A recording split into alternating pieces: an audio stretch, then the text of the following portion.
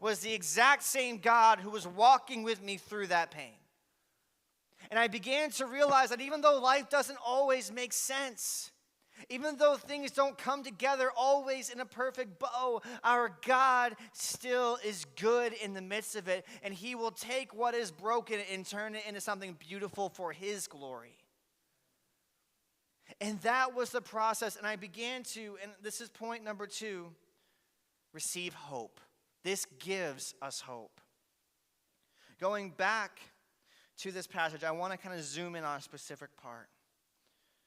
It reads in this way: though you have not seen him, you love him, even though you do not yet see him now.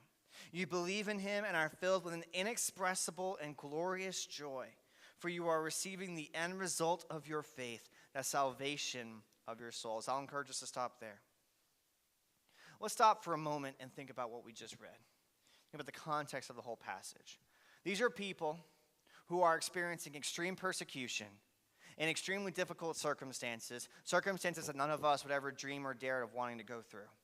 And yet in the midst of that, Peter is writing to these people, and he is saying, you are going to be filled with an inexpressible joy, a hope. Hold the phone, because how many of us would know that in typical fashion, writing a letter to somebody who is grieving, going through something, and saying, you are going to be filled or are being filled with an inexpressible joy might not be the top of our list of something to include in a letter to someone who is grieving. But that is what Peter is saying, and thank God that's what it was included in this text, because it reminds us that our hope isn't built on what's happening around us, that our hope isn't based on the circumstances of our lives.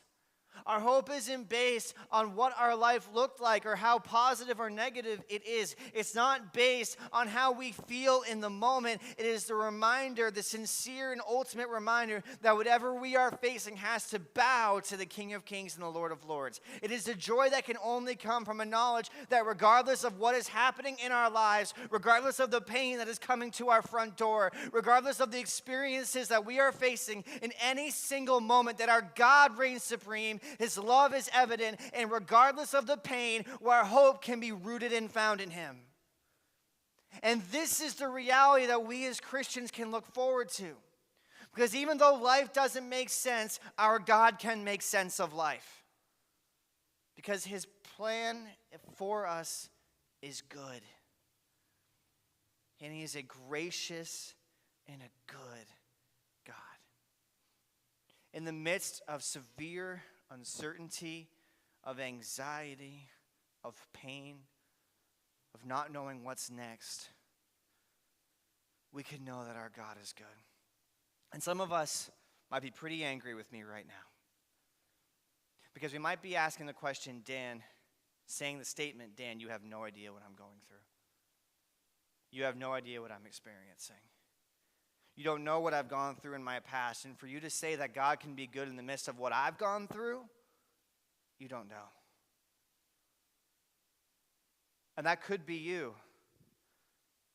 And in the midst of that questioning, in the midst of those hard moments, in the midst of that inexpressible pain, let me remind you, I don't know what you're going through. But there are a lot of people in this room who have gone through and experienced significant trauma and pain, and they can tell you in the midst of those moments, God has proven good. And let me take it a step further, because many of us might be asking the question, how can God be faithful when I've gone through what I've gone through? And the answer is taking a deep breath right now. Literally, take a deep breath. Because that breath you just took is beautiful evidence of God's faithfulness, because he's the one that gave you that breath.